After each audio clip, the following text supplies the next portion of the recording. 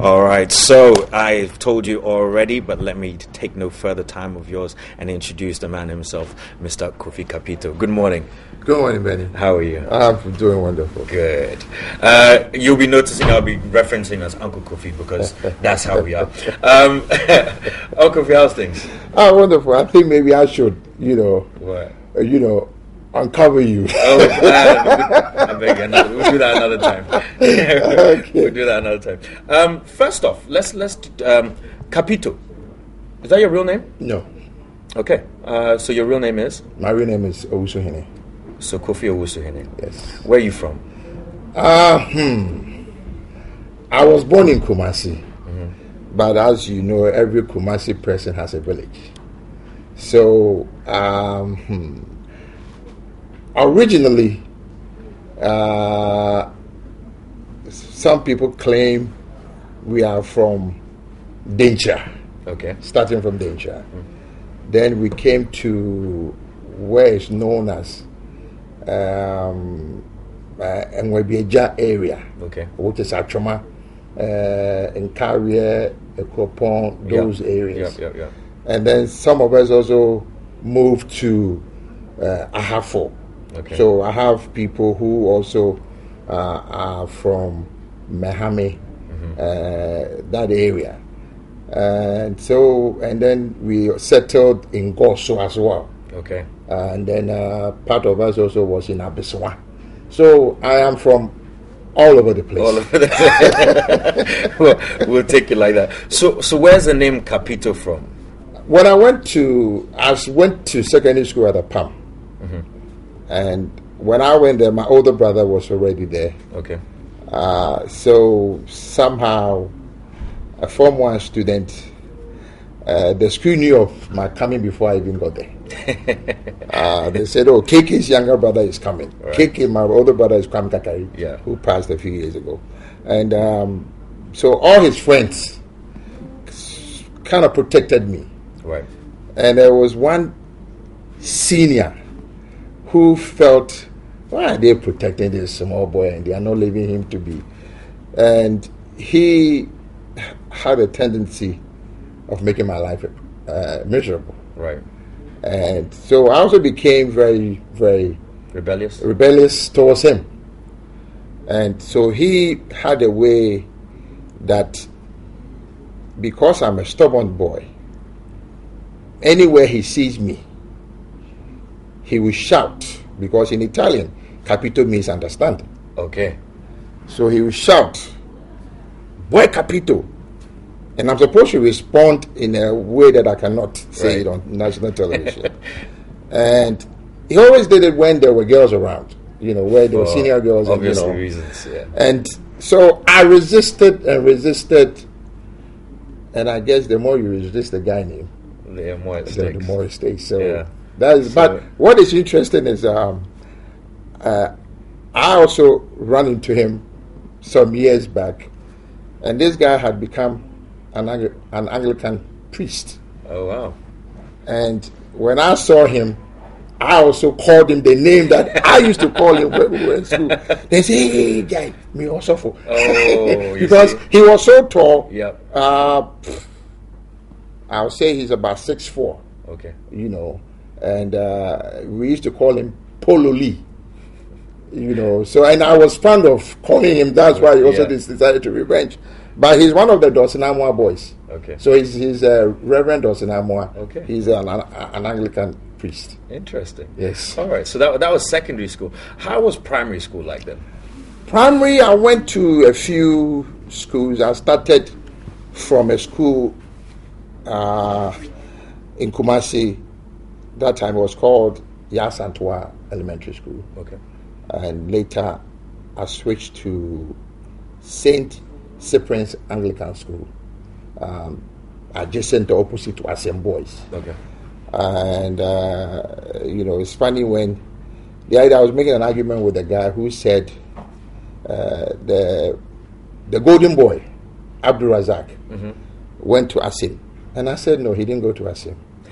He went to St. Cyprian's, but unfortunately his profile on social media, whatever, puts him at an Assembly, but he actually went to St. Cyprian's Anglican. So he was my senior in school, but we went to the same school. And one day, one of the pioneers in broadcasting in Ghana, his name is Mr. Shandoff, and he was the contemporary of David Labi. He was a friend to the family, and I was a little bit acting up in Kumasi, so he came and I guess convinced my mother that there's a better school in Ebri, a boarding school, that they should send me there. So I didn't even know. I thought I was coming to go and visit a school in Ebri, and apparently they have made arrangements before you realized for me. But when I realized I was enrolled at Ebri Presbyterian Boys, which is popularly known as Amanfo. And from there, that's when I went to Apam Secondary School. And those days, sometimes I wish those schools were still around, because it either made you a very good person or a very bad person. There was no middle ground. I mean, they would beat you to conform. Or let's say they would discipline you. They would, for you to conform. And it was where I started forming my opinions. And so that's where the younger Kofi Capito started. Actually, I even learned how to speak Ga at Ebri Boys. People, because it's funny, those days, because it was a melting pot. And most of the boarders were from Accra. So we had a lot of Ga boys who were in school. So that's how I learned. You had to learn it. Yes. Interesting. So what did you do after secondary school, university? What did you study? You know what happened was 1979. When the coup happened, I was writing my exams. You know, the West African, that is what it was called back then. And for some strange reason, somebody, whether out of jealousy or whatever, sent the wrong message that actually my mother was mentioned as wanted by the AFRC. Because she was a businesswoman. And somebody said that if I'm arrested, my mother will come. Around. So I was picked from the exam room. And arrested, brought to police headquarters. They didn't even know what to do with me. At the end of the day, I was transferred to Burma camp. It's funny enough, one gentleman called Victor Kankwe, very good friend to your father. I know. Yes, and he was the one who actually came to pick me up, and from there, when I think I stayed there for about over a month, and they realized that there was no need to keep me there. So when I was released, me and a friend of mine, a very, very, very good friend of mine, he's called Mr. Yajemfi Boating. We decided to run away from Ghana and go to London. And there was I don't know whether he's still alive. There's a guy called, I think he's still alive. He's called Capito. Capito, I don't know, for some strange reason, had taken a personal thing in my mother's name. So when I was being released, he asked me, do I have a passport? And I said, no. He said, I'm not sure, I don't know where my mother is at, so I don't even have a passport to travel outside. So the night that we were leaving to go to London, those days it was different. Not like now that the embassies are taking advantage of us. They ask you to pay in advance, whether they give it to you or not, they take your money. Those days you could just take your passport, get on a plane, get to Heathrow Airport, and then they'll give you a visa to enter. So when we got to the car airport, who should we run into? We ran into Captain O. And he was furious. Livid. That I lied to him. Where am I going? I said, oh, my friend is traveling. He said, are you sure? I said, yes. And so when they called the flight, get to the final departure lounge, Captain O was there. Also there. Oh, he was more livid. He put fear into me so much that I went into the aircraft without my boarding pass and my passport. And can you imagine sitting in the aircraft and then they call your name that come to the front? I knew that was the end. So But we managed to take off. And then I ended up in London. Stayed there for a few, maybe, we didn't stay long. We came back, me and my friend, we came back. Then I decided I didn't go to university. I taught myself. Okay, to me, I'm not against classroom. Yeah. It's a certificate, which is wonderful. But there's more to life than just going to sit in a classroom and being taught. Most people who go to classrooms don't even learn. Yes. And somewhere 85, I used to do business for my family and my older sister. My family was into arms and ammunition, so we imported through some agencies, and I was more like the guy who always traveled to go and purchase. Right. And that is my older sister, the one who finally built Hotel Georgia, Mrs. Georgia Nakusi. Yeah. And my mother, funny enough, back in the day, was a pioneer in what has become the real estate business in Ghana. Yeah. Because it was her and a friend called Mojebi Adom. My mother was Adum Woyim. Her company was Adum Woyim. Mojebi Adom was the one who put up those estates, the old Kumasi barrier on the Achimota Road. Wow. If you remember, there were some. My mother's own is in Official Town. Okay. So before all the Regimanuals and all co-mini, there was only State Housing Corporation, Mojebi Adom, and Adumobium Estates. Okay. And she was sentenced in absentia. Like a lot of people were. I mean, you and I think we have a lot in common. And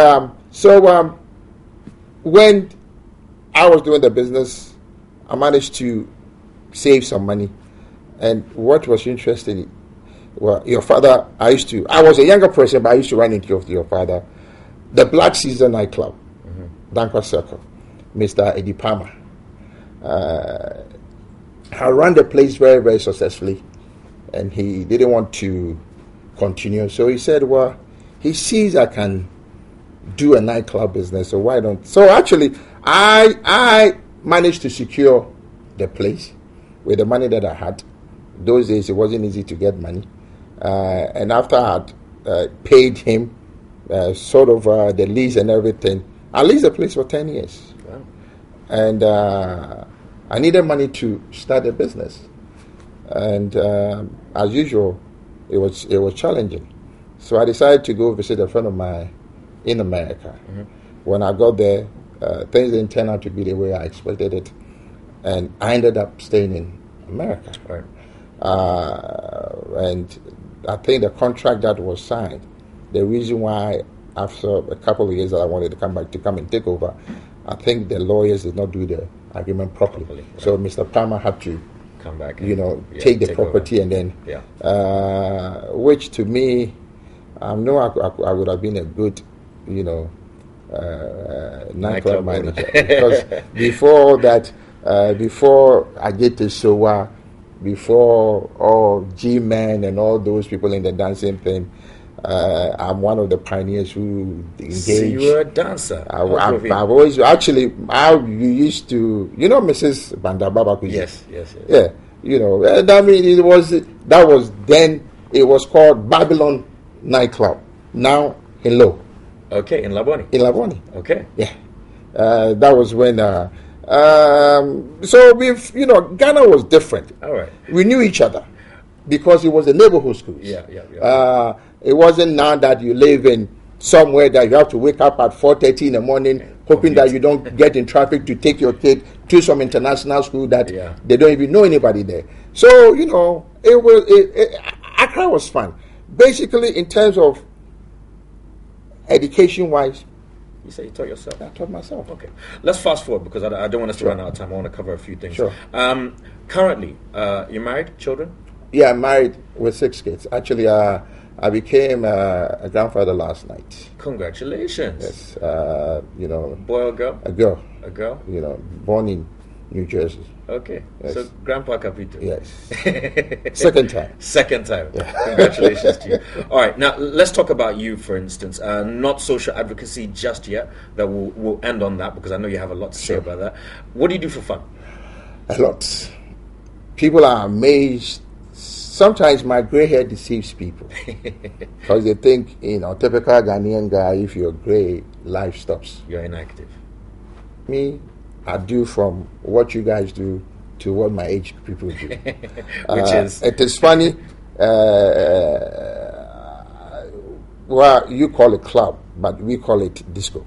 True. I still go to the disco every now and then. Yep. One of my best places that I enjoy the music is Shaka Zulu. Okay. I go there every now and then when I get opportunity. All right. To me, music is the best thing that anybody can have. Okay. Even something that can bring snakes into your house. Very true. Yeah. I mean, everybody, but if the snake likes music, that rhythm, they can yeah. attract the. I do dancing a lot. Still dancing actively? Oh, if you should see me on the dance floor. Yeah. Actually, this weekend there's a big birthday coming. Okay. And let me just take the Mrs. Mary Apalu Kessie. Okay. And I'm sure we will do a few steps there. Some moves. You know, Are you into sports? I play soccer Okay. Right. every Sunday.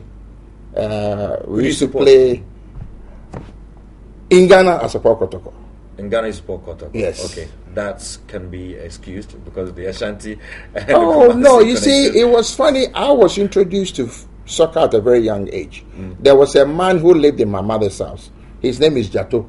And he would go to the stadium with me all the time, actually put me on his shoulder, Right. walk from. So You got into it. I got into it, and it's funny how our children are very much into the Arsenals and the Chelseas. Nothing homebrewed. You know, it bothers me. Do you support any foreign teams? The only team that I really like because they share the same color as Kotoko is Liverpool. Okay. So that's why first time I went to England in 1977 or so, I switched on to television. There was a team on the set. They were wearing red. I say who? They say Liverpool. Then I say That was Kotoko. it. Nice. I mean, other things. I like anybody who does a good thing. To me, anybody, I don't have a preference. I'm not the diehard supporter. I like a person who does a good job. People even accuse me of being too honest because if my team Kotoko is playing against whether House of Folk or any other team and they beat as well, I won't have any excuse. All right. But you know how people would always, no. Okay, now this brings me into, because the basis of what you're talking about in regards to support of your own team leads into my final thing about social advocacy. Why social advocacy, Uncle Kofi? You know, because with everything that you've been through, everything that you've done and taught yourself, you could have gone various different ways. Yeah, I could have become a businessman. I could have become a politician. I mean, people still want me to be a politician. But the environment in Ghana, knowing my personality, I can never be. Okay. I don't like the way people get into parliament. Some people get into parliament, and that doesn't gel with my beliefs. But the reason why I decided to take an advocacy approach, if you live in America for a long time, you always support the underdog. That is what America will train you to believe in. America always makes you support the underdog. And when I was in America, I did a lot of issues, but there was a guy, Ralph Nader, who even ran as a presidential candidate. He is the father of consumerism. Yeah. Okay. And he is my idol. And you could see the passion in him that he wanted consumers to be treated very, very special. When I came back, I realized that is something that is non-existent in Ghana. Customer service, goods delivery, basically when you're spending your money, the least you deserve is respect.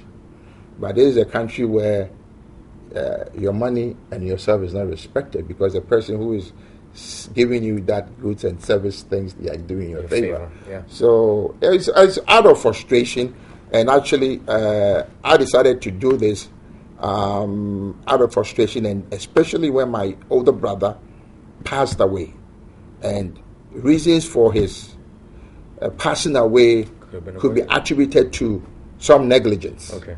And because there was nothing there, I decided that let me put this advocacy group together. It's a full registered organization. We have board members. People think it's just Kofi Capito, but it's a whole. We have an office. We have a whole lot of stuff. You see, and the question is, I am happy that not just a few people, but a lot of Ghanaians are now buying into it. We've managed to get approval from the Cabinet of Ghana on the consumer bill, which, if inshallah, probably by the end of the year, if Parliament or if the Minister for Trade will push it, because parliamentarians are ready, and then it will become an act. At least then you'll be able to have that this is the law of Ghana. If they say rent is 1 month, or you can't tell me that goods that are buy or goods sold are not returnable. You cannot do that. I was amazed to see on a receipt from a very, very reputable company 2 days ago. I'm talking about a car dealer who sold a part and stamped on the receipt, you cannot return what you just bought. And the funny thing is, the car manufacturer gives that dealer a warranty. Okay, I'm going to stop you there, Kofi, because we've actually run out of time. But it's been amazing catching up with you and obviously unearthing some of these secrets. And please, next time you go to disco, invite me. Oh, I would say. I can come actually Friday. This weekend. This weekend, Friday. Yeah. All right. I love the music at Shaka Zulu. Yeah. It reminds me of when I was growing up, the Cave Royce. Yeah. You know, when we were growing up, in every neighborhood there was a club. That's very true. All right.